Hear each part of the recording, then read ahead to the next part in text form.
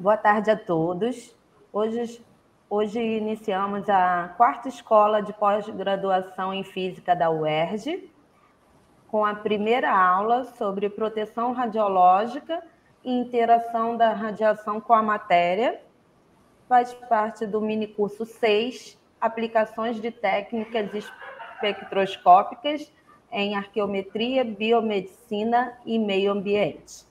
Esta aula será apresentada pelos doutorandos Gabriel da Cruz e Julian Lopes. E temos a presença dos professores Catarine e Marcelino. Julian, quando quiser, pode começar. Obrigado, Roberta. Boa tarde a todos. Como a Roberta já indicou, né, eu e o Gabriel somos os palestrantes hoje, mas ao longo dos demais dias também teremos os doutorandos Francis e Raíssa participando também desse curso. Hoje, nessa primeira aula, né, o objetivo é dar uma introdução para vocês sobre o tipo de material que a gente tem no laboratório, né, onde a gente faz a nossa pesquisa, e também, né, os cuidados que nós temos que ter. Hoje, então, a gente vai dividir a apresentação em duas etapas. Eu vou falar primeiramente da parte de proteção radiológica, fazer um contexto histórico, e na segunda metade, né, o Gabriel vai, então, dar sequência falando um pouquinho sobre a interação da radiação com a matéria. E nos demais dias da semana, né, como nós vemos aqui no cronograma, a gente vai ter aí, sim, né, a aplicação, né, de XRF, que é uma das nossas técnicas. Vamos falar das outras técnicas, como espectroscopia Raman, difração de raio-x, microtomografia computadorizada, né, e também divulgar um pouco do nossa pesquisa, dos trabalhos que a gente desenvolve aqui, né, com diversos outros alunos presentes também. Então, né, esse é o nosso cronograma. Hoje eu e Gabriel, amanhã, dia 1º, né, Gabriel com a Francis, na quarta-feira, dia 2, a Francis com a Raíssa, no dia 3, quinta-feira, estaremos todos presentes, e na sexta-feira, né, a gente vai fazer uma espécie de um tour virtual pelo laboratório, porque, né, em vista da pandemia, a gente infelizmente não pôde fazer, né, presencial, que era a nossa intenção. Então, dando início, de fato, à nossa primeira aula, o nosso tema, né, a gente vai começar falando sobre radiação. Eu acho que, né, é importante a gente conhecer do que a gente está trabalhando aqui. Acredito que todos, né, como a maioria que deve ser estudantes de física, conhecem, né, a definição de radiação, né? A gente entende radiação como energia que pode se propagar, então, de duas formas, né? Ou através de ondas eletromagnéticas, como ocorre com as ondas de rádio e TV, infravermelho, luz visível, ultravioleta, todo o espectro eletromagnético já conhecido, né? E aqui para a gente, principalmente, né, o raio-x, raio gama e a luz síncrona. Ou através de partículas, né, como o caso de nêutrons, neutrinos, partículas alfa, beta, elétrons, prótons e até produtos de fissão também seriam formas de radiação, né? Para o nosso entendimento aqui, o que é importante classificar dentro da radiação, né? Ou seja, separar aquelas que são ditas ionizantes das não ionizantes, né? As radiações que são ionizantes, elas então são capazes de retirar elétrons dos átomos, né, nos níveis mais internos, ou seja, eles seriam capazes de quebrar as ligações, né, modificar a estrutura da molécula, e aí a gente vai ver, né, qual é a consequência disso. A radiação que é dita não ionizante, ela não seria capaz de retirar os elétrons, ela consegue apenas fazer uma excitação, né, dos elétrons que estão principalmente nos níveis mais externos, né, do nosso átomo. Os efeitos produzidos são geralmente, né, efeitos térmicos ou não térmicos, como exemplo aí citado, né, polarização e vibração das moléculas. Aqui eu trago um espectro também já bastante conhecido por nós, né, o espectro de ondas eletromagnéticas, onde a gente bota aqui, né, principalmente um limiar no ultravioleta, né, entre as radiações não ionizantes e aquelas que são classificadas como ionizantes, né. Para o nosso laboratório, a gente, né, vai trabalhar principalmente com raio-x, ok? Então, ela está dentro né, do nosso espectro de radiação ionizante, né? Ela é uma radiação eletromagnética, assim como o raio-x é capaz de ionizar a matéria, né? A radiação gama e a luz síncrona também, né? A gente já tem os Sirius aqui no Brasil que utilizam, inclusive, a radiação síncrona. Mas, enfim, outras partículas também seriam, as partículas, né, também seriam capazes de ionizar, né, o átomo. Logo, quando a gente trabalha com partículas beta, partículas alfa, elétrons, prótons, como está aqui, produtos de fissão, ou, no caso, né, partículas sem carga, né, os nêutrons e neutrinos, todos esses aqui, então, seriam classificados como radiações capazes de ionizar o nosso átomo. Para a gente entender um pouquinho, né, esse slide ele também vai ser abordado mais à frente, a gente também vai falar um pouquinho mais profundamente sobre cada uma dessas radiações, mas já para dar uma introdução aqui para vocês, né, a gente já saber de onde vem cada tipo de radiação, né, ou seja, a gente pode separar isso em origem nuclear ou atômica, né? Nuclear é aquela que tem origem, de fato, como o nome já diz, no núcleo, seria o caso aí das partículas beta, das partículas alfa, da radiação gama, dos nêutrons, neutrinos, né? E aquelas que não têm origem no núcleo, a gente chama de origem atômica, né? Que é o caso da emissão de elétrons, ou até mesmo raio-x, que é o nosso principal objeto de estudo para esse curso, tudo bem? Por que raio-x? Porque, como a gente citou aqui no início, né, as técnicas que nós utilizamos trabalham com uma fonte de raio-x. Então, por isso que a gente vai fazer aqui, né, uma abordagem muito voltada para cima desse tipo de radiação. E já que a gente vai falar de radiação, né, de raio-x, acho que é interessante começar isso através, né, de um contexto histórico, né, porque a gente sabe que muita gente já estudou isso aí, provavelmente em algum momento, mas é bom te recordar alguns detalhes, porque já que a gente vai falar de proteção radiológica, é interessante a gente também entender, né, como que esse aspecto, em termos de essa preocupação, né, ou a sensibilidade, entender que aquilo é nocivo para nós, né, isso não foi da noite para o dia, foi uma percepção que foi evoluindo ao longo do tempo. Então, por isso que a gente acha interessante aqui fazer essa análise, né, em cima da história, né, ou seja, em 1895, já no final, né, do ano, em novembro de 1895, Röntgen descobre os raios-x, né, no momento que ele estudava ali os raios catódicos, que são elétrons, né, no caso, ele percebe que existe algum tipo de radiação, né, sendo emitida ali que era capaz de atravessar, né, uma distância muito longa, né, e daí ele começou a se interessar por aquilo que ele estava observando e foi daí que ele, né, chamou de raio-x por ser algo desconhecido, né. Então, em 1895, Röntgen ele descobre o raio-x, e essa descoberta dele será, né, premiado, né, ele vai ganhar o prêmio Nobel em 1901 por essa descoberta. Algumas curiosidades, né, ele doou esse dinheiro para a universidade dele, ele nunca patenteou a descoberta do raio-x, inclusive ele morre em 1923 falido, né? E isso aqui é uma informação que eu acho sempre interessante, né?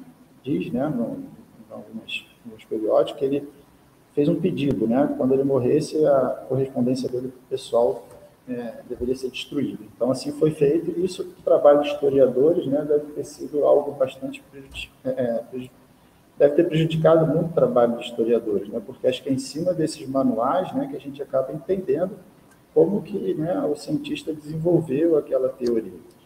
Mas, enfim, a gente vai trabalhar aqui alguns fatos interessantes acerca dessa descoberta, porque o raio-x é aquele tipo de descoberta que impacta imediatamente na sociedade.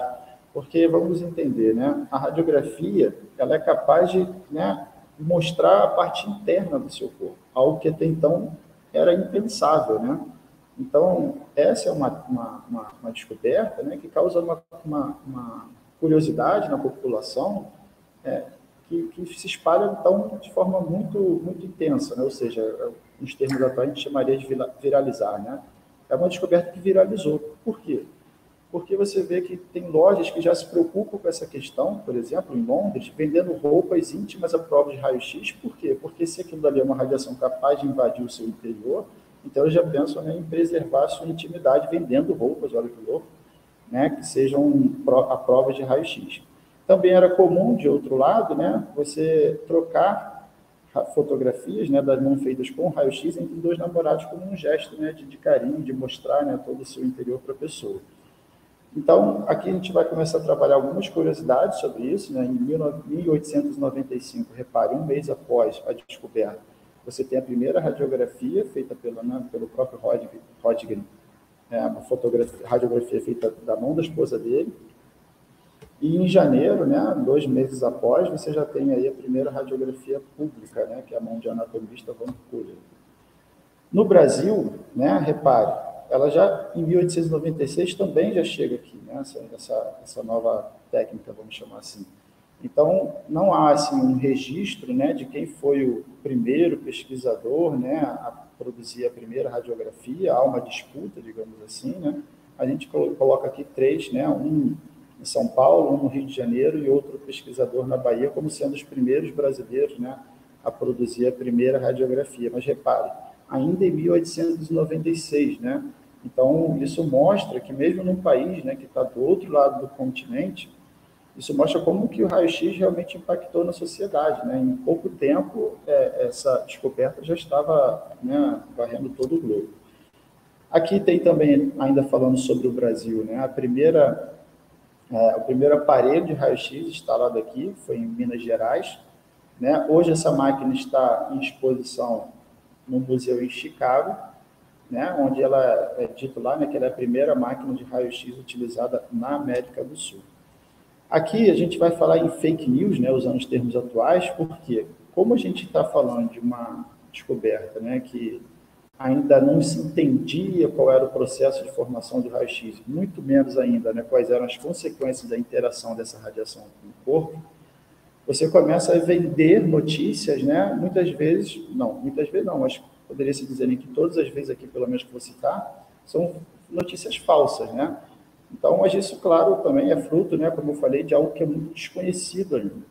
Então, você vê aqui, né, reportagens dizendo que, né, a radiação, né, o rádio, era utilizado, né, permitia que uma menina cega voltasse a enxergar. Né? E outra notícia dizendo que o raio-x poderia tornar um homem negro e um homem branco. Né? Aqui embaixo, né, fala-se, imagina, né, um etíope podendo se transformar num caucasiano, né? O que provavelmente o cara deve ter visto aqui é uma situação de uma queimadura, né? Ou seja, se você provocar uma queimadura por raio-x, é comum que a pele que nasce por baixo, aquela pele mais esbranquiçada, né, venha aparecer. E aí ele interpretou aquela pele esbranquiçada como se a pessoa estivesse, né, ficando branca, quando na verdade é apenas uma queimadura que ele está observando ali. Aqui, por fim, né, você vê, né, a rádio, o raio-x sendo utilizado para embelezamento. Quando a gente sabe que hoje, né, a radiação ela não traz nenhum tipo de benefício ao nosso corpo. Na verdade, ela prejudica, né, ela é nociva à nossa saúde. E, como eu disse, né, esse tipo de informação, ela surgiu não só no local, ela foi se espalhando por todo o globo. Então, aqui a gente vê, por exemplo, né, um medicamento Radtor, que era, né, vendido com um microcurie de rádio, foi fabricado entre 1918 e 1928 e que ele prometia curar câncer de estômago, doenças mentais, ou seja, nada a ver, e ainda ajudava a restaurar o vigor físico, o vigor sexual e vitalidade. Então, a gente já está falando aí do primeiro Viagra, digamos assim, né, do século XX. Então, né, são notícias que hoje a gente olha e se assusta de lidar com elas. Né? Repare, na França também foi vendido um creme, né, composto por tório e rádio, prometendo propriedades curativas e embelezadoras. Na Alemanha, vendeu-se barras de chocolate, né, onde prometia também poderes rejuvenescedores.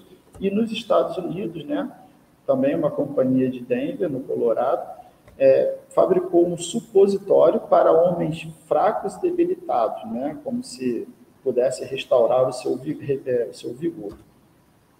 Porém, né, todas aquelas notícias, como nós falamos, são notícias falsas, né, ou seja, são falsas promessas na realidade. A radiação, né, no processo de interação com o corpo humano, ela é prejudicial, e aqui a gente tem a realidade, né, dos processos, ou seja, você vê que as pessoas passaram a desenvolver ou situações, né, de dermatite, que são queimaduras na pele, como a gente está vendo aqui, ou casos mais extremos, né, como o carcinoma, que é um tipo de câncer também, desenvolvido após uma dermatite, né? E aqui, né, uma sequência de fotografias ao longo do tempo de um pesquisador em radiologia, né, entre os anos de 1903 e 1909. Então, você vê que nesse processo, né, ele acabou perdendo, inclusive, alguns dedos, né? Então, repare, né, nas notícias que a gente conversou ainda há pouco, mistura-se muito, né, raio-x com rádio, tório, que são, na verdade, fenômenos voltados para a radioatividade. Né? Por que disso? Porque, obviamente, né, foram praticamente descobertos, realizados num curto espaço de tempo. Né?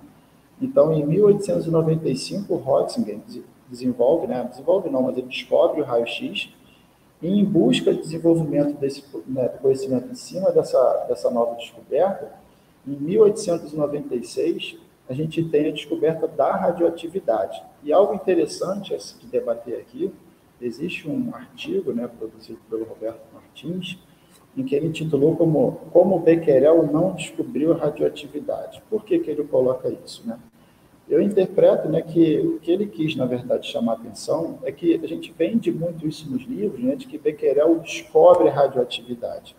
E o que ele destaca nesse artigo é que Becquerel, ele, na verdade, não entende aquilo que ele observou com o urânio como sendo, né, um novo fenômeno que depois passa a ser conhecido como radioatividade, ou seja, a emissão espontânea de uma radiação pelo elemento químico, né?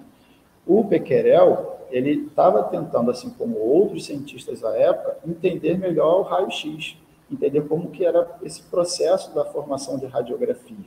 Inclusive, os cientistas acreditavam, nessa época, que era necessário, né, a sua radiografia estar exposta à luz do Sol, para que, de alguma forma, a luz do Sol ela pudesse ativar nessa propriedade da radiação e aí sim formar a radiografia. Então, o curioso é que ele utilizou um minério que tinha urânio, né, que era um minério que já era utilizado pelo pai dele, pelo avô dele, que também foram cientistas. Então, ele tinha esse minério, né, colocou junto de uma chapa radiográfica numa gaveta. E por que ele deixou na gaveta? Porque durante o tempo que ele quis fazer esse estudo, só chovia.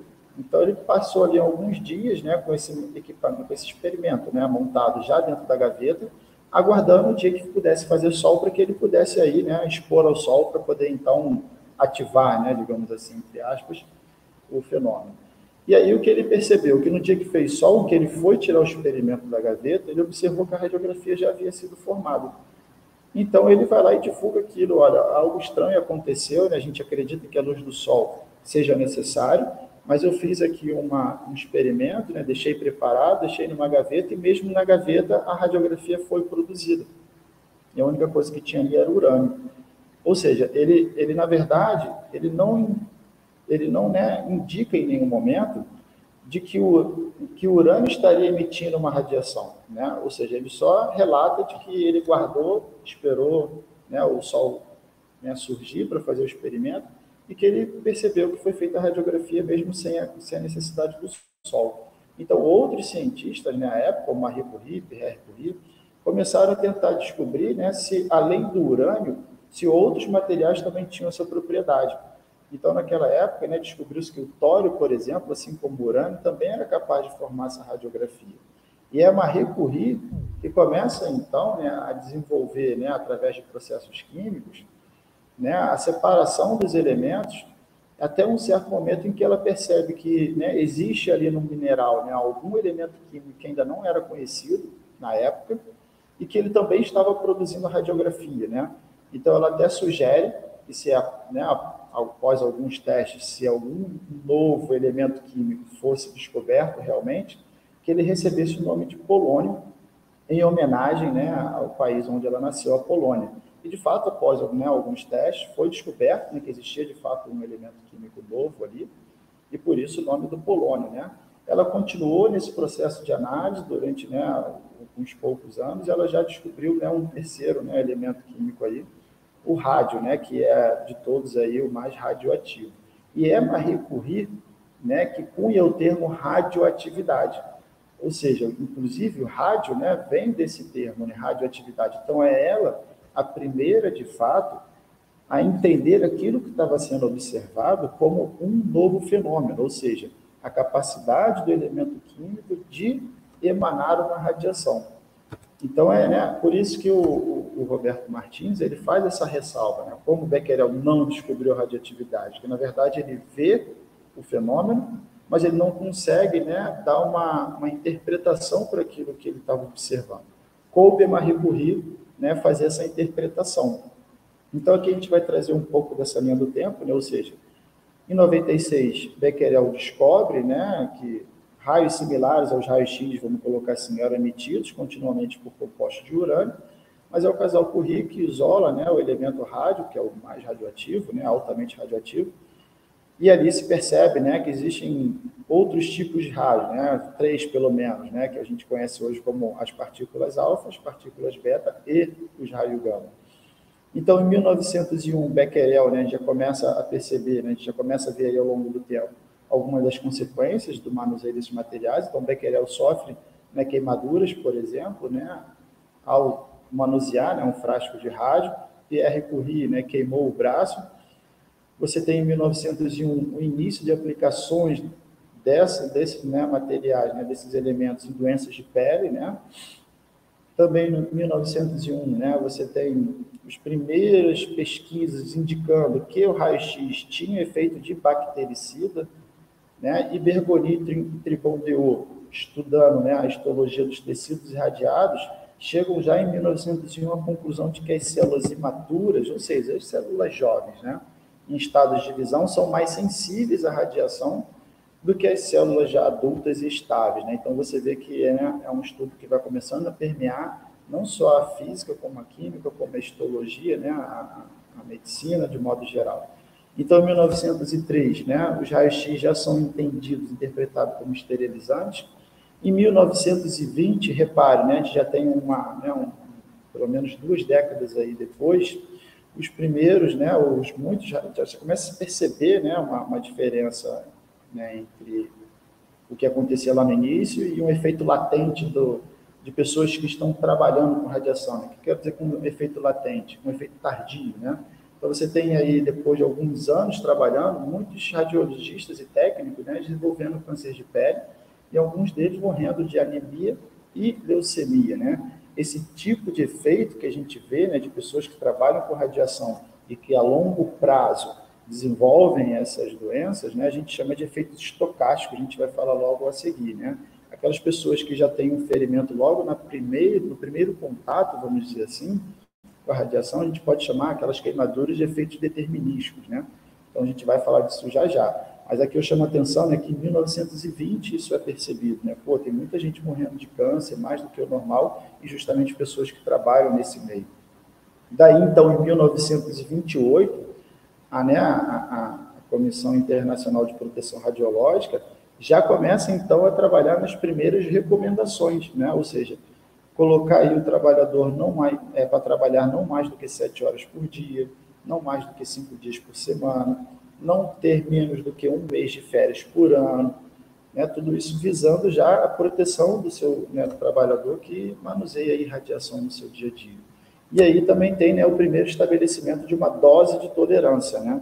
Ou seja, existe o que nós chamamos de dose eritema. O que é a dose eritema? É uma dose que o seu corpo recebe, né, que vai provocar um avermelhamento da pele, né, uma espécie de queimadura, uma semana, então, após essa exposição. Né? Então, ela surge aí pouco após alguns dias, vamos colocar assim. E aí, né, a ICRP, ela coloca esse trabalhador, né, ela limita a dose de que maneira? Ela diz que qualquer trabalhador não pode ser exposto mensalmente a mais do que 1% do limiar de eritema, né?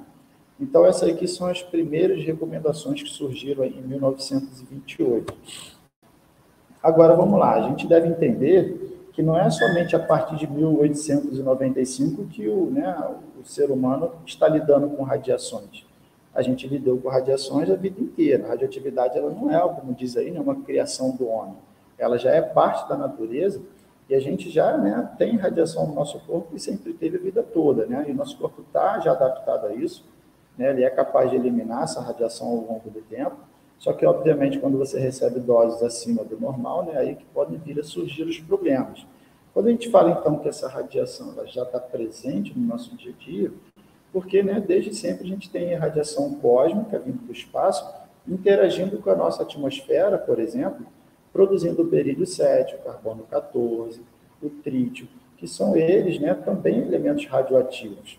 Inclusive no solo, né, a gente tem o tório, o urânio, que decaem, né, no processo de decaimento surge o rádio, que é altamente radioativo, que também no seu processo de decaimento faz surgir o radônio, né, que é um gás, ou seja, a gente pode inalar, né, o radônio, que também é radioativo.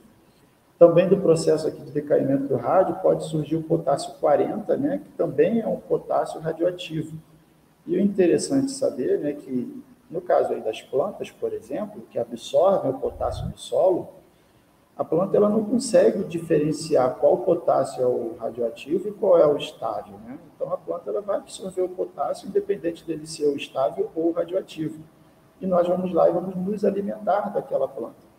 Então, a gente pode entender que parte do potássio que existe no nosso corpo é o potássio 40, o potássio radioativo. Assim como parte do carbono presente no nosso corpo também é carbono 14. Existe um percentual, então, desses elementos radioativos já no nosso corpo, né? Então, como eu disse, essa interação do nosso corpo, nessa exposição do nosso corpo a elementos radioativos, ela sempre existiu, não é algo novo, né? Apenas a partir de 1895.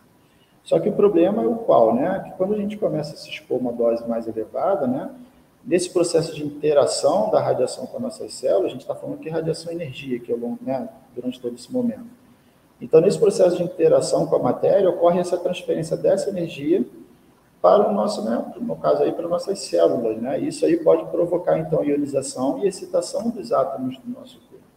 E aí, essa ionização e excitação vai acabar modificando, né? Nossas células, provocando, né, no caso aí, né, fazendo surgir novas moléculas, e aí alterando, né, no caso, a química do nosso corpo, né. O dano, no caso, então, provocado por essa radiação no nosso corpo, mais importante seria, né, o caso de a gente ter um dano no DNA da nossa célula. Então, aqui a gente vai falar um pouquinho dos efeitos, né, biológicos da radiação no nosso corpo, e a gente pode dividir aqui em 4 etapas, né, seriam os efeitos químicos e os efeitos físicos, que são, né, no caso, instantâneos, né? Você vê aqui que os físicos levam 10 elevado a menos 13 segundos para ocorrer, e a gente está falando aí do processo da interação da radiação com a matéria, né? Ou seja, a capacidade de ionizar, de excitar, né, de absorver energia, isso é praticamente instantâneo. Assim como os efeitos químicos, né, que seriam a modificação das substâncias presentes do nosso corpo, o restabelecimento do equilíbrio químico. Então, são processos muito rápidos que a gente pode classificar aqui como praticamente sendo instantâneos, né?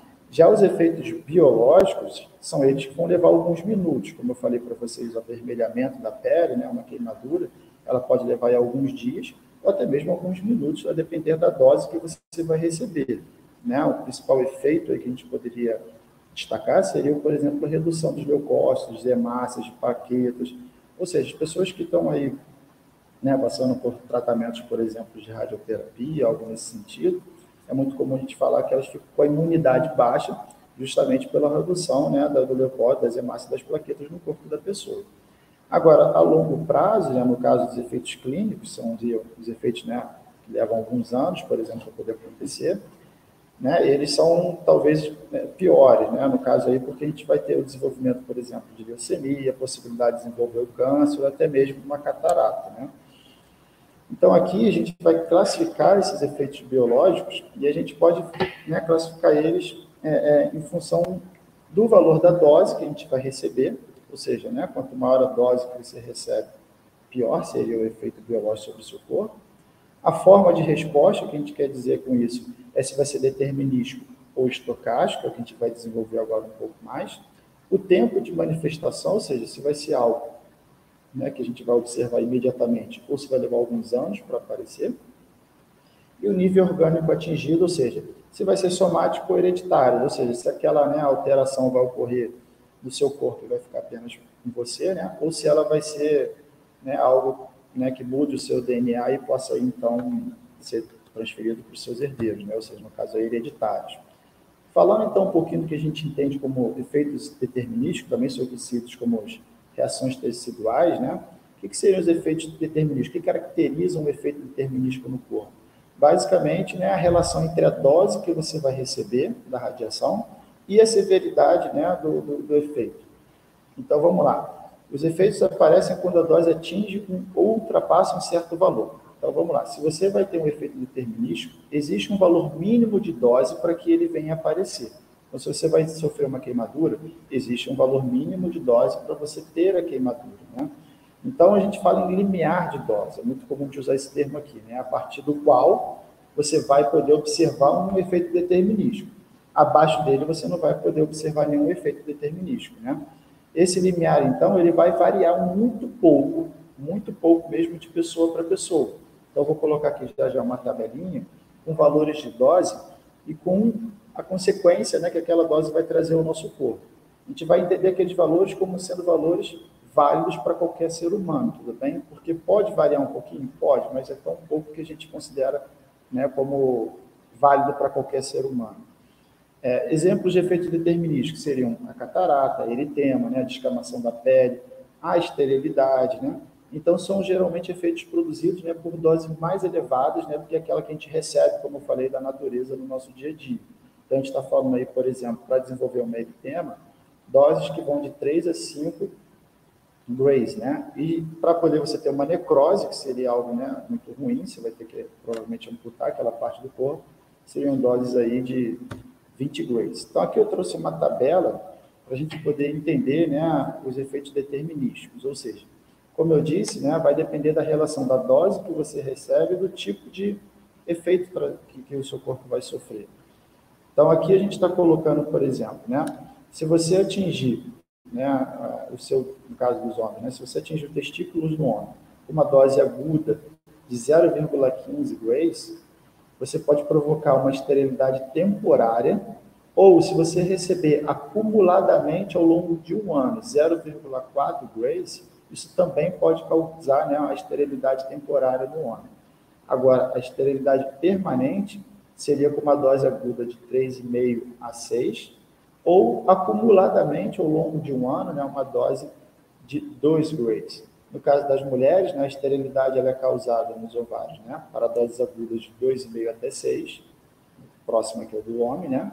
Mas repare que o acumulado dela, né, é muito mais sensível, acima de 0,2 grays no ano, já pode causar esterilidade, né, nos ovários das mulheres. Já a gente pode ter redução de visão no cristalino, se a gente receber uma dose aguda de 2 a 10 grays e acumulada no ano acima de 0,15. E, né, um processo talvez até mais complexo, né, que seria a depressão no processo de formação sanguínea na medula óssea, se a gente receber ali uma dose aguda de meio gray ou acumulada no ano, né, de 0,4 grays. Agora aqui eu troco uma segunda tabela, que seria assim realmente, né, uma dose letal para o ser humano, né? Então, a gente está falando aí realmente de situações que geralmente acontecem, né, em acidentes nucleares, né? Como a gente já viu aí ao longo da história, em algumas situações ocorrendo.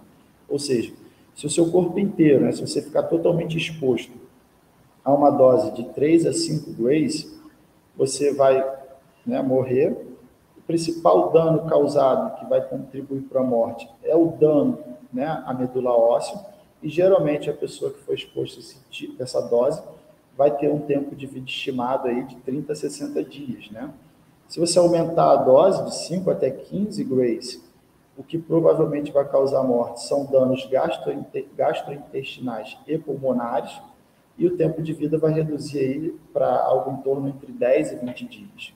Agora, para a dose no corpo inteiro acima de 15 grays, você vai ter, né, um dano no sistema nervoso central, e o seu tempo de vida estimado está aí apenas entre 1 e 5 dias. Né? Então, para quem já viu aí alguns filmes, principalmente envolvendo aí o acidente nuclear de Chernobyl, né, deve ter visto ali ao longo da história pessoas que morreram em 1, 2, 3 dias, e outros que levaram, né, um pouco mais de tempo, mas você vê cada um com um problema diferente.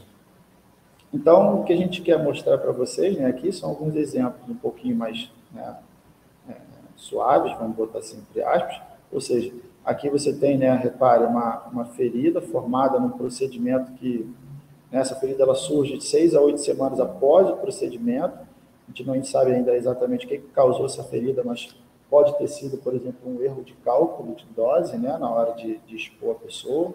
Aqui uma radiodermite, que também foi acidental. Isso aqui é um técnico, se eu não me engano, de um laboratório aqui no Rio de Janeiro, que acidentalmente colocou a mão ali na hora de fazer a manutenção e não percebeu que o tubo de raio-x estava ali funcionando. E essa radiodermite, como você vê aqui, né, provoca queimaduras nos dedos dele.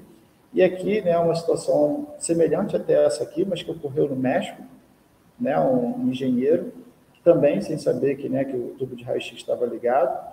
Aqui estavam, né, inclusive, os parâmetros utilizados para esse tubo, né, e repare, foi uma exposição de apenas de 3 a 6 segundos, vamos colocar assim, a uma distância de 6 a 8 centímetros. Tá? Então, foi muito rápido, porém muito próximo. E mesmo assim, né, mesmo tendo sido uma exposição de curto tempo, ele acabou desenvolvendo aí, né, uma queimadura tão forte que ele teve que amputar aqui as pontas do dedo dele, né, provavelmente rolou uma necrose. Então, os efeitos estocásticos, né, ou randômicos também são conhecidos, eles se diferenciam dos efeitos determinísticos em que sentido? Repare que nós falamos há pouco que o efeito determinístico depende da dose que você vai receber, né? E o efeito vai vir, então, a partir desse limiar de dose. Já os efeitos estocásticos não têm um limiar de dose. Ou seja, a gente está falando de uma situação em que o dano pode ser causado mesmo com uma dose mínima de radiação. Então, essa é uma das principais diferenças que a gente pode destacar aqui entre aquilo que a gente chama de efeito estocástico e o determinístico. Ou seja, quando um grupo de pessoas, então, vai ser exposto a uma radiação, entenda que isso é um efeito probabilístico, ou seja, ele pode aparecer em algumas pessoas e outras não. Tudo bem? Então, é aleatório. Então, você pode ter feito, né, um trabalho que envolva radiação, você vir a desenvolver e outra pessoa não vir a desenvolver um efeito estocástico, né? Ou seja, você pode vir lá na frente a desenvolver câncer e outra pessoa, por exemplo, não. Então, a gente não tem, assim, né, uma certeza, né, de que a pessoa vai ou não desenvolver algum problema por ter sido exposto à radiação. Então, são efeitos tardios, isso eu destaquei lá no início, né, quando eu falei para vocês que em 1920, se eu não me engano, começou a se perceber, né, um grande número de pessoas vindo, né, a ter câncer, anemia, leucemia, por estarem trabalhando com radiação, né, são efeitos tardios, levam alguns anos, tudo bem? Então, esses são alguns efeitos, né, exemplos que a gente chama aí de efeitos estocásticos ou leucemia, são os cânceres, né, como eu acabei de citar aqui para vocês. Eles são acumulativos, ou seja, a gente entende como é um efeito probabilístico, né? Quanto maior a dose que você recebe ao longo da vida, maior é a probabilidade de você desenvolver. Como eu disse, não há certeza, não existe 100% de certeza. Porém, né, quanto mais exposto você fica, maior seria a probabilidade de você vir a ter um efeito estocástico. Isso não está relacionado com a severidade do dano, né? Ou seja, não quer dizer que você vai ter um tipo de câncer, né, mais brando, né, né, vamos chamar assim, menos prejudicial ou mais prejudicial. Então, né, a gente tem que entender essa relação. Estar exposto a uma dose maior, né, faz com que a gente aumente a chance de desenvolver, mas a gente não vai saber qual o tipo de câncer que você pode ter. Outras características, né, o nosso organismo ela apresenta mecanismos de efeitos muito eficientes, né, ou seja, a gente tem a capacidade, sim, né, de, ao longo do tempo, né, ir liberando a radiação do nosso corpo, porém, né, a maioria das transformações neoplásicas não evolui para câncer, né, os tumores, né, não vêm a virar câncer maligno, no caso, né, só que quando esse mecanismo falha, né, você tem aí, né, aí sim, né, situações como leucemia, tumores sólidos, que aí vão aparecer, no caso da leucemia, depois de 5, 7 anos, e no caso aí, tumores sólidos que podem aparecer mesmo após 20 anos. Outra característica, né, quando esses efeitos ocorrem, a severidade, como eu disse ainda há pouco, né, ela é independente da dose que você recebe. Na verdade, a gente estipula a severidade mais pelo tipo de câncer, né, o tipo de tumor, e pela localização onde ele se desenvolveu, tudo bem? E quando esse dano ocorre, então, numa célula germinativas, é aí que os efeitos hereditários, né, vão poder acontecer. Então, assim, a causa, né, a sua causa do efeito estocástico deve-se a uma alteração aleatória, né, no caso, do DNA das células, que continua ali a se reproduzir, levando, então, a transformação celular. Então, por exemplo, a gente pode dizer que qualquer efeito hereditário que a gente observe, né, ele é estocástico. Apesar de que até hoje a gente não conseguiu, tá, gente, observar nenhum tipo de efeito desse em seres humanos. É claro que existem, né, pesquisas que umas dizem que é possível, outras dizem que não, né, mas assim, ainda é objeto de estudo, né? A gente tem algumas situações como essa, né, no caso de Fukushima, onde após aquele acidente nuclear que nós tivemos lá, nasceu um coelho sem orelhas, né? E foi vendido, né? Vendido entre aspas, mas foi colocado, foi divulgado, né, em muitas mídias, como tendo sido um coelho que nasceu sem orelhas por conta da radiação recebida pelos pais. Então a gente estaria aqui falando de um efeito estocástico, né? Estocástico porque, né, foi uma alteração no DNA que acabou sendo, né, transmitida para os seus herdeiros. Então, aqui você vê, né, algumas reportagens que falam claramente, né, de que o coelho radioativo sem orelhas de Nami em Fukushima nasceu por conta disso, né? Então, você vê aí que é uma informação que a gente não tem como, pelo menos até agora, né, comprovar que de fato foi isso. Bom, Tendo visto todo esse histórico, então, né, de efeitos que a radiação provoca no nosso corpo, a gente vai agora, finalmente, né, parar para poder falar um pouquinho de como a gente pode se prevenir, né, como a gente pode se preservar toda vez que a gente estiver trabalhando com radiações, né? Vamos falar, então, claramente sobre a questão da proteção radiológica. A gente utiliza, assim, 3 parâmetros para poder, né, levar em consideração na hora de trabalhar a proteção radiológica, né, que são o tempo, a distância e a questão da blindagem. Esses 3 parâmetros são utilizados de que maneira? Primeiro, a gente sabe que a dose que a gente recebe, né, depende, né, do material que existe entre você e a fonte. Então, se você tiver, por exemplo, né, exposto a uma fonte de radiação, e aqui são valores hipotéticos, né, 100 centímetros dela, você vai receber uma dose aí de 13,2 microsievert, por exemplo. Porém, se você coloca um material entre você e essa fonte, no caso aqui o material de chumbo, né, bastante denso, você vai perceber que a dose que você recebe, né, a radiação que vai atravessar esse material, ela vai ser absorvida também pelo material. Ou seja, qual é a intensidade de radiação que consegue, de fato, ser transmitida? No caso, se a gente utilizar aí 1,1 centímetros de chumbo, a gente percebe que a intensidade da radiação que atravessa a parede já cai para 50% do valor. Por isso que aqui no gráfico a gente colocou, né, 50%. Ok? A absorção ela vai depender do tipo de material, ou seja, do elemento químico presente ali, no caso a gente está colocando o chumbo, e também da espessura dele, tá? Por isso que a gente está colocando aqui o valor de 1,1 centímetro. Então vamos lá, nessa situação hipotética, né, se eu coloco simplesmente uma parede de chumbo com 1,1 centímetros de espessura, eu já vou receber metade da dose que eu receberia sem essa parede. Então, a gente pode colocar uma segunda parede, que a radiação cai a metade na primeira, e o valor que foi transmitido cai a metade novamente. Então, a gente cai a quarta parte, né, do valor inicial, ou seja, a dose que eu vou receber já cai para 3,3 microsievert ou 25%, né, do valor que a gente teria sem nenhum tipo de proteção como blindagem, né, como barreira. E aí alguns exemplos que a gente vai citar para vocês são aqueles que a gente vê nos equipamentos, por exemplo, né, geralmente todos os equipamentos possuem blindagem de chumbo, correto? E, né, pessoas que trabalham em alguns laboratórios, né, também são obrigadas a utilizar, né, por exemplo, o avental plumbífero, que é uma mistura aí de plástico com chumbo, luvas, né, essa bola aqui que é para proteger, né, a tireoide, e até mesmo, né, esse protetor de gônadas, né, que é para poder, no caso, proteger, né, o nosso sistema reprodutor.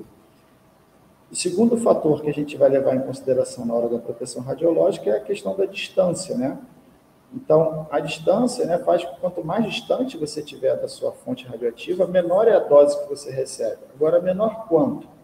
Essa dose ela vai decair, né, ela vai ser inversamente proporcional ao quadrado da distância que você estiver da fonte. Então, voltando àquele nosso exemplo hipotético, se você tiver 100 centímetros da fonte, recebendo 13,2 microsievert de dose, se você dobrar a distância, né, simplesmente se afastar dessa fonte, a dose já cai a quarta parte, por conta aqui, né, do fator quadrático. Então, dobrar a distância faz com que a dose caia a quarta parte.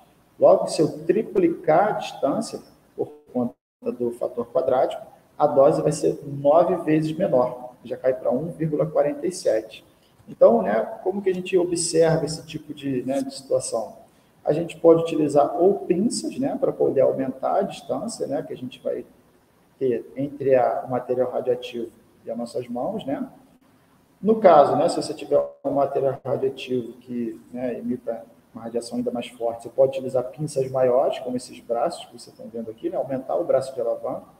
E no caso de materiais, né, que são realmente muito radioativos, a gente pode, inclusive, utilizar um robô, né, um braço mecânico aí, para poder anular esse tipo de material.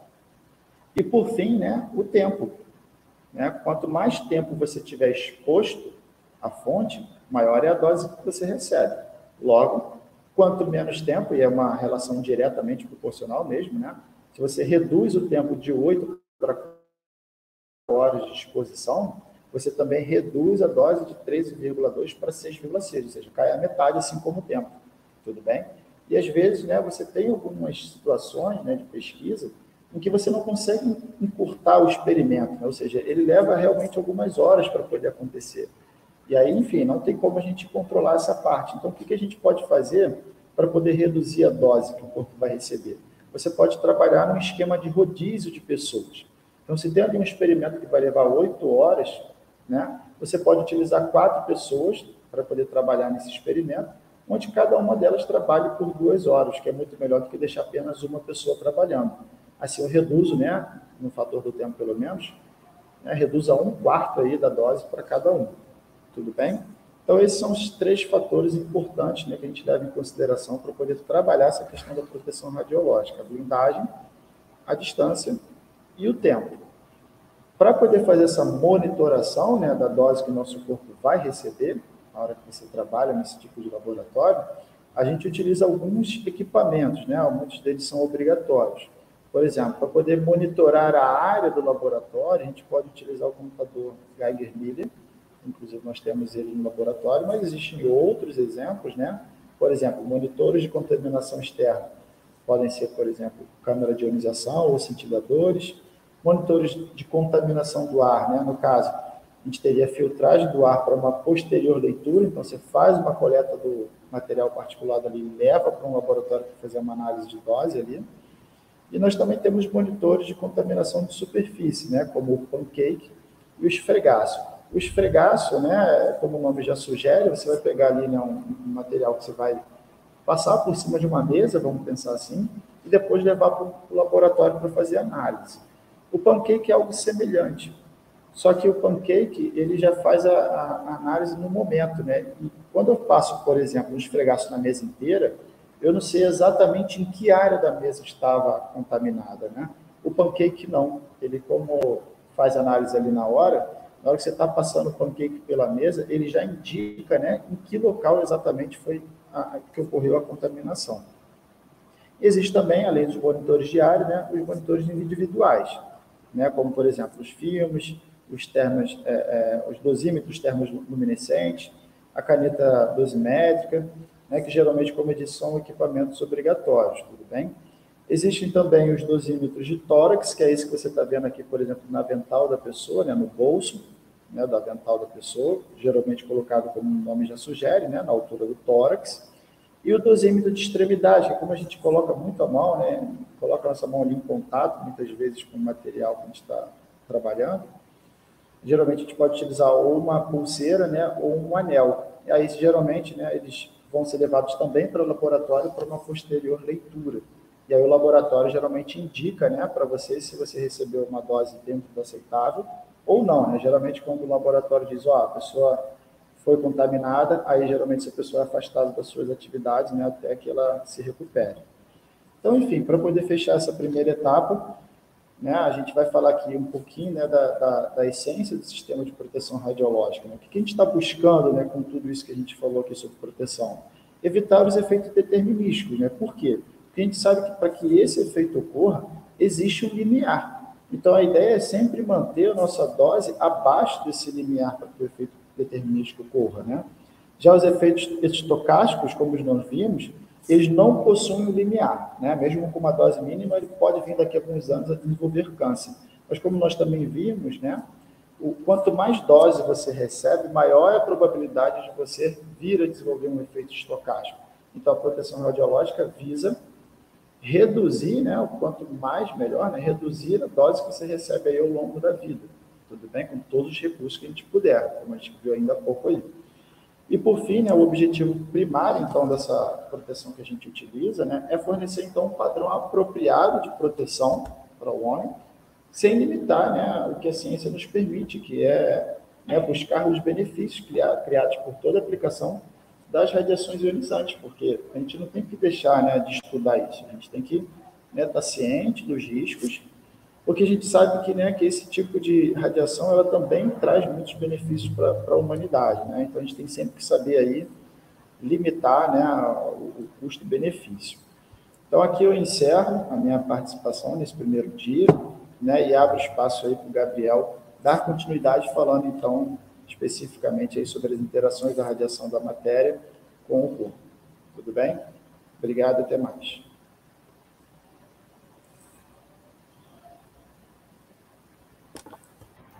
Bem, então, muito boa tarde a todos e todas. Meu nome é Gabriel Ferreira, sou aluno do programa de pós-graduação da UERJ.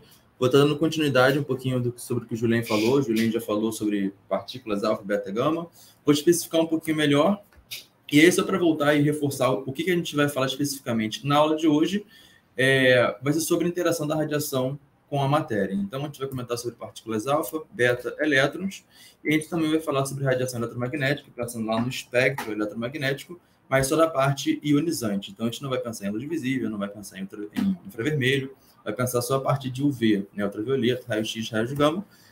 Para o nosso caso, como a gente quer fazer um apanhado para a gente poder chegar à fluorescência de raio-x e outras aplicações, a gente vai falar da radiação gama e dos raios-x, que é a nossa região de interesse. Então, assim, vamos pensar agora num feixe de partículas carregadas, pode ser alfa, beta ou elétrons, incidindo em cima de um material. Esse material, né, em cima de um alvo, vocês podem escolher qualquer, pode ser um bloco de alumínio, um bloco de chumbo, um tecido, um órgão.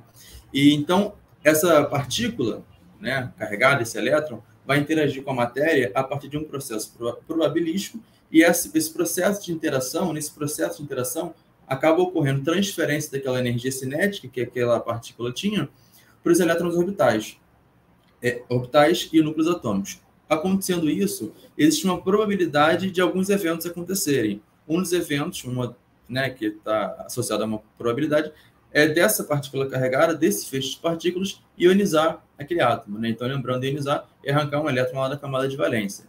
Também pode acontecer dele excitar os elétrons orbitais daquele material, daquele meu alvo, e também pode acontecer a emissão de Bermond-Strahlung, né? Ou seja, causar Bermond-Strahlung. A gente vai falar mais sobre esse nome esquisito aqui, né? Que é o Bermond-Strahlung. Mas, na verdade, tem a ver com aquela partícula, ela vai perder energia, porque ela vai ser freada no material, e uma consequência dela perder essa energia é ela liberar essa energia em forma de fóton. Essas interações, então, de partículas carregadas podem ser em alguns processos, através de interação colombiana, emissão da radiação eletromagnética, que é Bermond-Strahlung, interação nuclear ou emissão de Cherenkov. E sobre radiação só um comentário, né? Essas partículas carregadas a gente chama de, tipo de radiação diretamente ionizante. Sobre a radiação eletromagnética, então, é um evento também probabilístico. O fato da radiação eletromagnética, agora não pense mais em elétrons, alfa, pense em onda, né? Ou seja, a radiação eletromagnética é uma onda. Essa onda, quando ela incide, né? Essa radiação, quando ela incide no material, ela existe a probabilidade também ou de excitar os elétrons orbitais do material, ou de ionizar os elétrons orbitais. O fato dessa radiação, por ser uma onda, não possuir nem carga e nem massa, faz com que, tipicamente, a penetração, né, o poder de penetração seja maior. E aí, então, a gente chama essa radiação de indiretamente ionizante. Eu coloquei uma tabelinha aqui, né, muito lúdica, resume muito bem o que a gente está falando, e deixei tampado aqui o poder de penetração, que quero fazer um comentário. Então, a radiação alfa, característica, é semelhante ao núcleo de hélio, de massa relativa 4 e carga 2+, e a representação é um alfa, ou mesmo o símbolo do elemento hélio, 4,2. A radiação beta, então, também é uma partícula, é um elétron, massa relativa a 0, carga -1, e a representação ou é um beta ou um Ezinho, né, remetendo ao elétron. E a gama não é partícula, é uma radiação eletromagnética, carga 0 e massa 0, e a representação é um gama 00. Poder de penetração, eu deixei aqui tampado, e agora estou destampando porque eu quero fazer uma observação. Não sei se todos são da área de ciências, mas é muito comum a gente ver em livro de ensino básico, até mesmo de ensino superior, já vi alguns, que tem uma figura, e aí assim tem uma folha de papel, e aí essa folha de papel blinda a partícula alfa.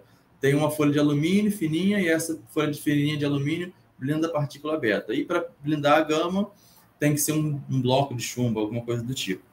Essa figura é muito legal, é muito lúdica, mas nem sempre ela está 100% correta. Como nós somos físicos aqui da área de ciências, a gente precisa ser específico quanto a isso. A gente pode ter uma radiação gama de baixa energia com baixo poder de penetração, enquanto que pode ser uma partícula alfa ou beta de altíssima energia com poder de penetração também elevado. Então, quando a gente compara assim, penetra muito, pouco, pequeno, médio, grande, a gente tem que sempre pensar que, se eu comparar uma radiação gama e uma beta um feixe de mesma energia inicial, aí tudo bem, a partícula beta vai penetrar muito menos do que a radiação gama. Tá? Então, só para fazer um adendo. Vou comentar mais para frente sobre o poder de penetração. Então, em resumo, partículas carregadas, elétrons, prótons, alfa, produtos de fissão e radiação eletromagnética, raio-x e raios gama. Claro, a radiação eletromagnética tem mais do que isso, mas a gente vai dar enfoque na raio-x e raios gama.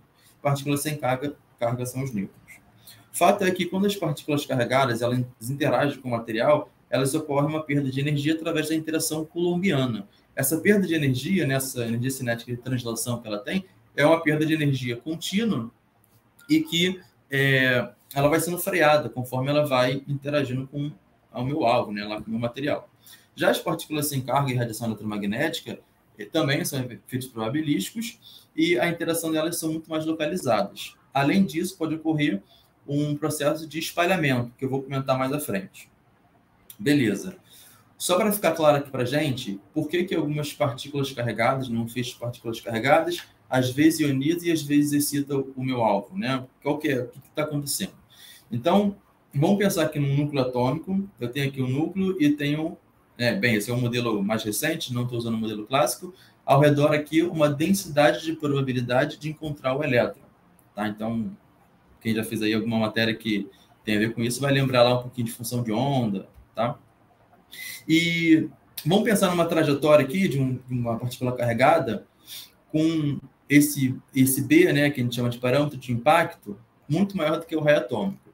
Então, assim, só para fazer uma ressalva aqui, esse modelo, né, a descrição dessa situação vem lá da ideia ainda clássica de colisão, mas a gente já está pensando num modelo mais atual.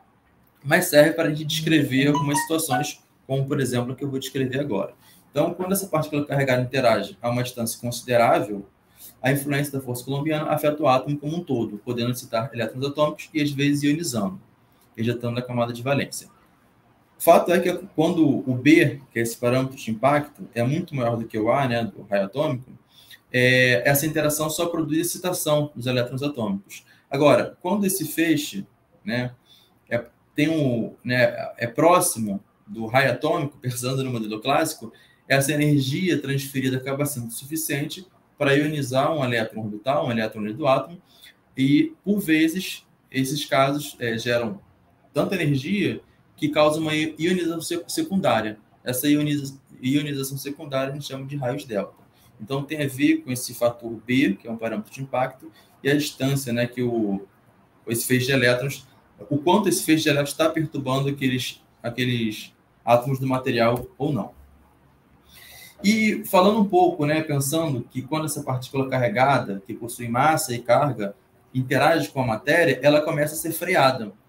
Nesse processo de frenagem, que é através da interação coulombiana, ela emite parte dessa energia que ela está perdendo em formas de fóton, em formas de radiação. Esses fótons que ela está emitindo, essa radiação que ela está emitindo, é o que a gente chama de radiação de Bermström, tá? Ou radiação de frenagem. Claro que essa perda de energia, ela não é um valor discreto, é um valor contínuo, então vai perdendo continuamente.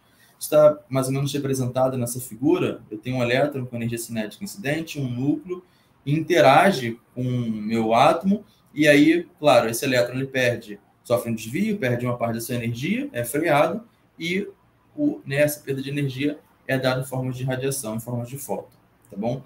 Muitas vezes, para a gente falar dessa situação, a gente considera que o núcleo atômico ele tem repouso, tá? E muitas vezes a gente considera que ele não sofreu nenhum recuo. Ah, como assim não sofreu nenhum recuo? Porque a massa do núcleo e do átomo é inúmeras, muitas vezes, muitas ordens de grandeza acima da massa do elétron. Tá? Então, o recuo ele pode ser expressivo. Bem, essas colisões inelásticas, ainda pensando no modelo clássico, por que no modelo clássico? Vamos só fazer assim para ser bem claro. Toda essa teoria de espalhamento Compton, né, interação da radiação com matéria, é algo relativamente recente. Em 1932, que a gente teve a primeira evidência experimental, né, do nêutron. Então, tem menos de 100 anos aí, né? Então, em livros, quando você pega livros, até no ensino superior, você vê ainda o tratamento clássico, né, de colisões elásticas e inelásticas. tá bom? Mas todas essas colisões são um processo probabilístico e conforme a minha partícula carregada vai interagindo com o meu material, essa perda de energia é uma perda média, né? Sofre pequenas flutuações conforme vai interagindo com os átomos do material, mas é uma flutuação média, né? E essa flutuação, essa perda média de energia por unidade de comprimento, a gente chama em física de stopping power ou poder bloqueador, tá bom? Tem uma figura aqui que acho que representa bastante, bem claro o que a gente está querendo dizer. Esse elétron ali, supondo que seja um elétron, né, uma partícula carregada, incide no meu alvo absorvedor, vai sofrendo, né, enfim, essas inúmeras colisões e perdendo energia. Uma outra grandeza que a gente pode falar, além do poder bloqueador, é o alcance, tá? Então, a gente define o alcance médio percorrido por uma partícula em função da direção. Então, claro, quanto maior a energia do meu elétron incidente, possivelmente, maior é a penetração no material, tá bom? Fatores que podem influenciar no alcance de partículas carregadas.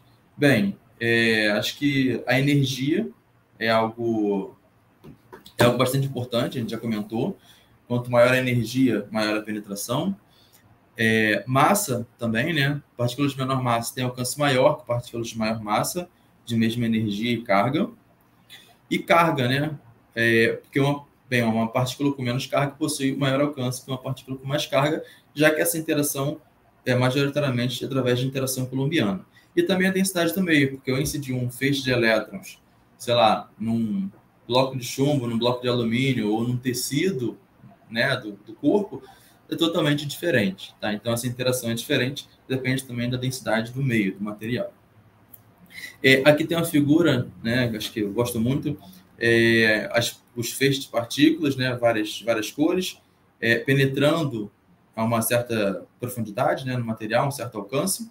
Aqui eu tenho representando uma fonte com uma intensidade I0 e uma intensidade I. Existem algumas probabilidades, né, do que pode acontecer com esse feixe. Ele pode não atravessar, ele pode atravessar, ele pode atravessar e sofrer um desvio, ele pode não conseguir atravessar, e aqui eu tenho um absorvedor, né, de espessura T. O alcance, né, a espessura do material em que o número de partículas cai pela metade, ou seja, a intensidade inicial cai pela metade, esse número de partículas, quando esse número de partículas cai pela metade, é o que eu chamo de alcance. Alcance ou alcance médio, tá? Representado pelo R aqui é 0,5, seria esse pontinho aqui, em verde. E o alcance extrapolado é fazer com que quando essa intensidade tende a zero, então, assim, o alcance máximo, né? Então, é uma extrapolação nessa curva aqui, na verdade, essa linha vermelha é uma síntese da curva, tá? Que seria esse RE. E tem uma figura que eu trouxe para a gente observar que relaciona a energia e o alcance. Então, tem algumas observações que eu quero fazer aqui, duas, na verdade, né? Bem, primeira coisa, a gente pode notar aqui, ó, que conforme eu aumento a energia no eixo Y aqui, essa escala tem log. Conforme eu aumento essa energia, maior é a penetração no material. Você pode ver aqui, né? Inicialmente, sei lá, com o alcance, a energia de um pouco mais de 0,1 MeV, o alcance fica aí na faixa de 10 a quadrados micrômetros. Se eu já for para, sei lá, 1 MeV, o alcance já é quase 10 a terceira micrômetros, tá bom? Então, aumenta a energia, aumenta o alcance. Beleza, o que a gente já tinha, né, pensado.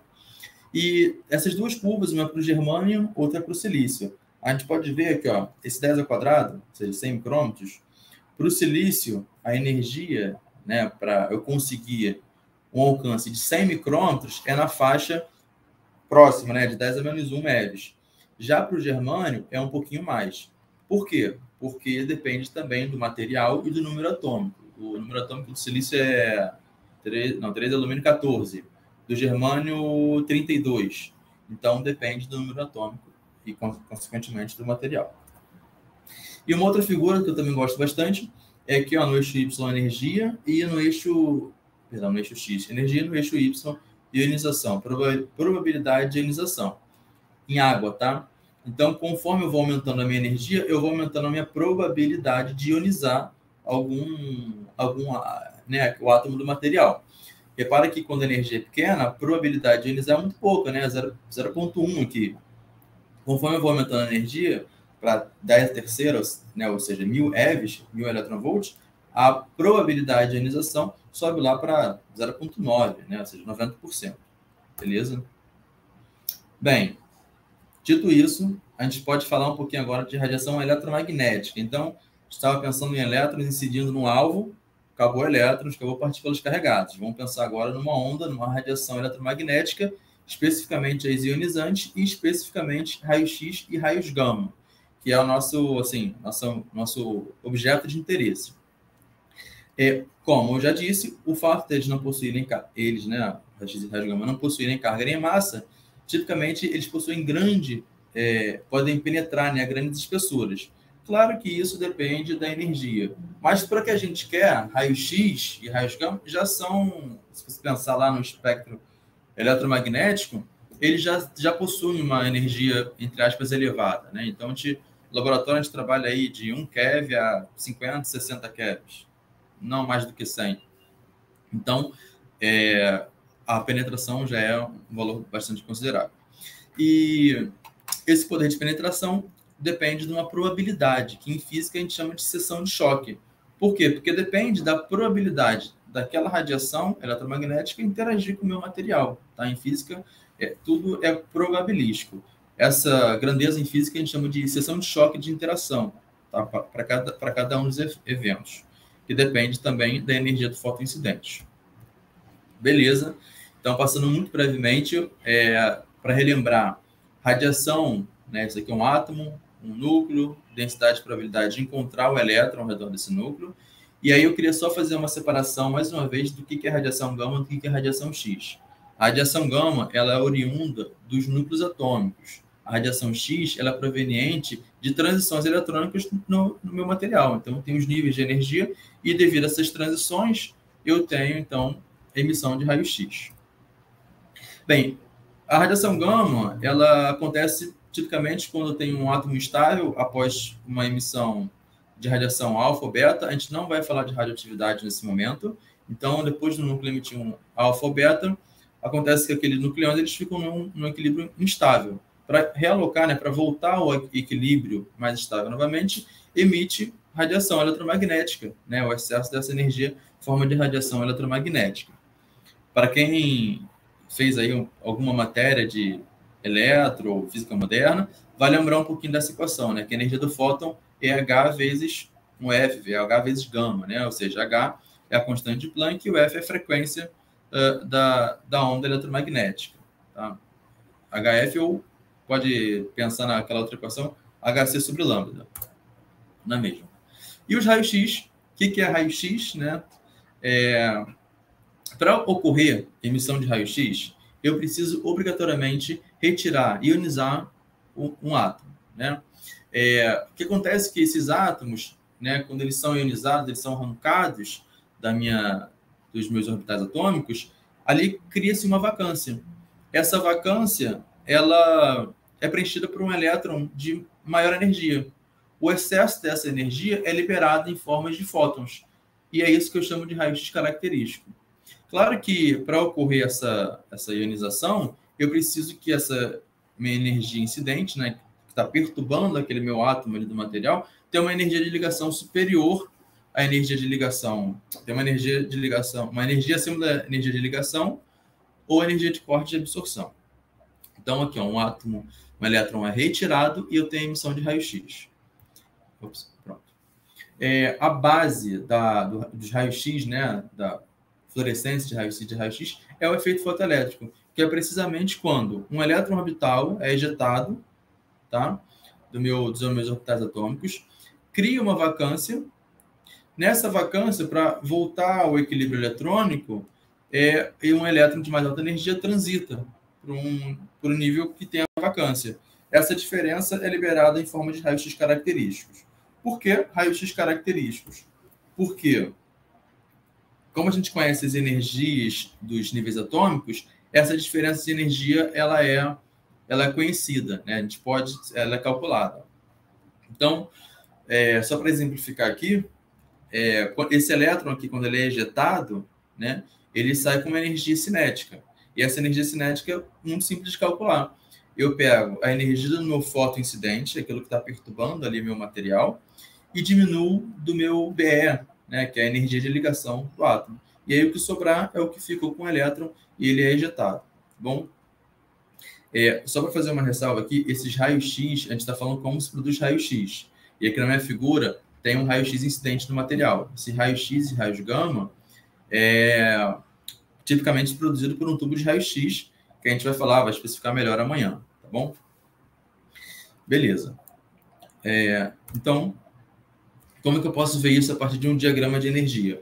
Posso pensar lá nos níveis K, L, M, N, e aí cada nível K, L, M tem uma energia associada, e aí quando um elétron transita do maior para um menor nível de energia, libera esses fótons aqui, né, que são os raios-x característicos. Com que energia? Com a diferença entre as energias da camada, por exemplo, né, se for da L para K. Então, é L menos EK, tá bom? A nomenclatura K alfa, K beta, L alfa, L beta, a gente vai falar mais para frente. O efeito fotoelétrico, que é esse processo, ele é predominantemente para energias menores do que 1,022 MeV, tá bom? Então, relativamente baixas energias. Essa probabilidade de ocorrer o efeito fotoelétrico também aumenta conforme aumenta o número atômico. Então, por exemplo, para o chumbo, né, que tem número atômico 82, ocorre uma maior probabilidade de ocorrer o efeito fotoelétrico do que para o alumínio, que é 13. Tá bom? E decai com a energia, quando aumenta a energia, né? Quando a energia do raio-x incidente é muito elevada, também diminui a probabilidade de ocorrer efeito fotoelétrico. Por quê? Porque quando esse raio-x aqui tem altíssima energia, ele quase que não interage com o meu átomo do material. Esse átomo fica quase que invisível, ele passa assim direto. É tipo assim, colocar um raio-x para passar por uma folha de papel. Ele não vai quase sentir aquela folha de papel, então ele quase não vai interagir, tá bom? Então, o que a gente pode entender como um espectro de raio-x, ele é composto pelo raio-x característico, K alfa, K beta. Então, esses picos aqui de energia têm valores bem definidos. Aqui, ó, uns 17 kevs, né? Uns 20 kevs. Esses picos é justamente a diferença de energia entre os dois níveis atômicos, tá bom? E um espectro contínuo, que é devido à frenagem lá do meu partícula carregada no material. Esse espectro contínuo aqui ele é produzido lá no meu tubo de raio-x, que vai ser especificado mais daqui a pouco. Por que a gente diz que o espectro de raio-x traz uma assinatura do elemento? Porque se a gente conhece, né, a distribuição eletrônica do material e a gente conhece a diferença entre os dois níveis de energia, a gente consegue saber que aquele átomo lá no material vai emitir aquela quantidade de energia quando um elétron passar de um maior para o menor nível de energia. Então, esse raio-x característico é por conta que a gente consegue trazer uma assinatura do meu elemento. Bem, aqui tem um espectro de fluorescência de raio-x, acho que da minha dissertação. Parece muita coisa, né? Mas o que aconteceu? Eu incidi numa amostra raio-x, ou seja, excitei uma amostra com raio-x, e aí essa excitação causou diversas ionizações. E esses efeitos, né, ou seja, efeito fotoelétrico, foi excitando os átomos que tinha no meu material. Então, você pode ver aqui, ó, cromo, ferro, cobalto, galho, cobre, bismuto, todos esses elementos estavam no meu material, lá na minha amostra, foi excitada, ocorreu efeito fotoelétrico, outros elétrons vieram para poder suprir aquela vacância, então é um efeito em cascata, e aí teve emissão de raio-x. Então, na minha amostra, que eu não sabia o que tinha, eu passei a saber o que tinha, tá bom? E esses dois picos aqui eu vou falar nesse momento, beleza? Ok, então a gente já descobriu o que é raios característicos e descobriu que a fundamentação principal é em cima do efeito fotoelétrico. Mas também pode acontecer de eu incidir raio-x, né? Ou seja, radiação eletromagnética, na minha amostra, e ocorreu o que a gente chama de espalhamento Compton.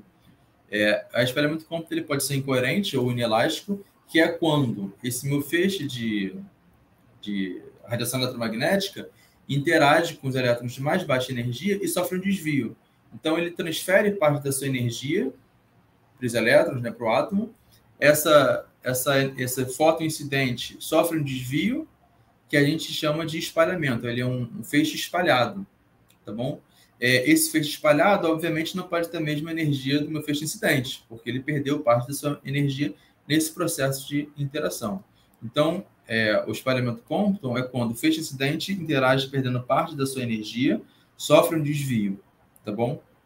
Então, no meu espectro de raio-x, né, na minha medida, eu vou ter um pico que ele vai estar deslocado. Então, por exemplo, se eu incidir na minha amostra raio-x com energia, sei lá, de 20 kevs, se ele sofrer o espalhamento Compton, lá no meu espectro de raio-x, aqui, ó, eu vou ter um pico numa posição deslocada, menor do que 20, sei lá, 17, por exemplo, 18, tá bom? E o outro espalhamento, que a gente chama de espalhamento Rayleigh ou Compton coerente, é quando esse feixe de raio-x, né, ele interage com os elétrons ligados e ele não perde energia. Então, às vezes a gente vê também o espalhamento Rayleigh como uma colisão, um espalhamento elástico, porque o feixe incidente não perde quase nada da sua energia ou nada e acaba, então, apenas espalhando, né? Então, eu vou ter lá no meu espectro de raio-x um pico numa energia também na mesma do fóton incidente. E, para fechar, só mostrar uma figura para vocês. Eu tenho essa figura aqui, que mostra a energia do meu fóton incidente em função do meu número atômico. Para baixas energias, o que predomina é o efeito fotoelétrico. Para energias um pouco mais acima, né, na ordem de 1 MeV, o que predomina é o espalhamento, né, efeito Compton. E acima disso, produção de pares, que a gente não vai falar. A probabilidade de acontecer o efeito fotoelétrico, Compton ou produção de pares é o que a gente chama de seção de choque, espalhamento, tá bom? Que, claro, tem a ver com a energia do meu feixe incidente, também do Z do material, ou seja, do valor do número atômico do material, e também com N, que é o número de átomos, né, por metro cúbico. Só uma equação para a gente poder ver como que funciona o feixe espalhado em função das energias iniciais e uma figura que mostra o percentual de atenuação total em função da energia, né? Conforme aumenta a energia, eu vou diminuindo a probabilidade do espalhamento Compton, né, do efeito Compton, e vou aumentando a probabilidade de outros eventos. E, para acabar, esse é o último slide, eu tenho, então, como o Juliano comentou, essa minha energia, essa minha radiação eletromagnética, ela decai conforme eu vou penetrando no material, tá bom?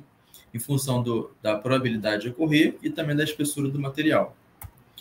E, para a gente fechar, por último e não menos importante, eu queria deixar alguns sites que são informações relevantes, né?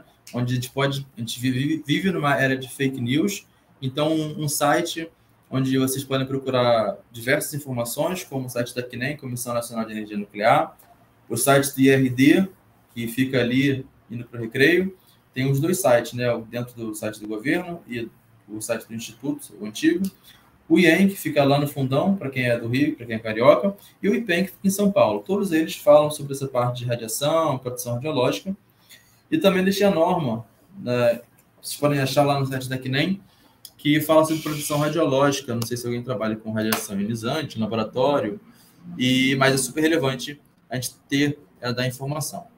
E, por último, um número de emergências radiológicas nucleares, né? Como eu falei, não sei onde cada um trabalha, o que faz, mas numa emergência a gente sempre pensa em ligar para polícia e bombeiro também, mas o IRD, né, esse número não é nosso, é do IRD, Instituto de Radioproteção e Dosimetria, ele tem um número, né, serviço 24 horas para emergências radiológicas, e eles estão abertos aí, né, enfim, dar a informação precisa para vocês.